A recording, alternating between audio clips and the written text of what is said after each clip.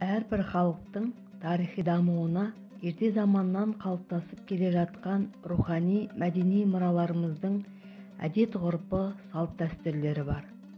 Өзге ұлттарды қайдам, біздің халықта тыйым сөздері өте көп. Өзіміздің ұлтымызға қатысты наным-сенім, ырым-тыйымдарымыз қаншама.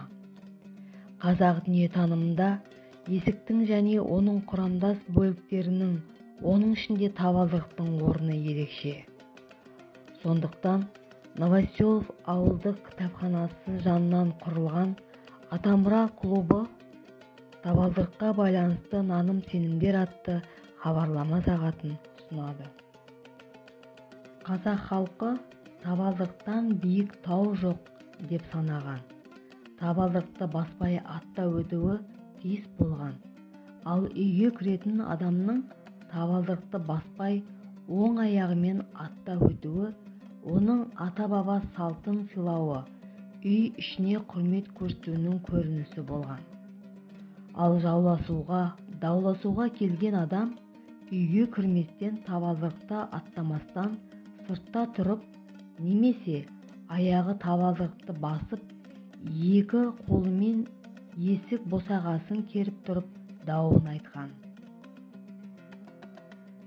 Қазақ арасында табалдырық басу немесе босаға керу күні бүгінге дейін жаман ырым болып саналады. Өйткені жын-шайтандар есік пен табалдырықтың маңына көп жиналады екен. Егер адам табалдырыққа отыратын болса, ол немесе сал ауруына тап болады, немесе есінен ауысады деп есептеген. Себебі жынның үстіне отыруға әбден мүмкін деген ырымдар халық арасында кездесіп жатады. Сегіз үйдің есігіне байланысты айтылатын қанатты сөздер тіпті көп. Әркім өз үйін алтын босағам деп дәріптеген. Есік көрген деген қайтып келген әйел дегенді білдіреді. Күйеуі алғаш келуін есік көре келді дейді. Оның босаға аттар деген ырымы және бар. Табалдырықты аттады деген өте жақсы сөз. Яғни келін болып түсті деген сыпайылап құрмет дегені.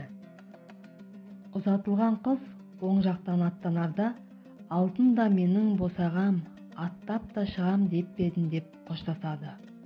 Осындай мәніне байланысты табалдырықты халық наным-сенімінде ерекше орын алатындықтан, сәби тоңқайып екі аяғының астынан қараса қонақ келеді деп болжаған. Үйге кіріп келе жатқан бала есік алдында құлап қалса, үйге береке, ырыс, байлық келеді деп қуанады. Оны төрге апарып 3 рет аунататын болған. Сондай-ақ қазақтың табалдырыққа деген құрметін жаңа түскен келіннің оң аяғымен аттауы, әйел босанғанда ер бала көп болсын деген ырыммен бала жолдасына асықтық орап табалдырықтың астына көмуі, малдан алынған алғашқы маймен үйдің маңдайшасын, босағасын, табалдырықты майлау, құда-құдағилардың құда табалдырығын, аттарда табалдырық кәдесін алуы сияқты шараларды көруге болады. Ұлттық салт-дәстүріміз ғасырлар бойына қалыптасқан құндылық болғандықтан бірден емес, бірте-бірте жоғалуда.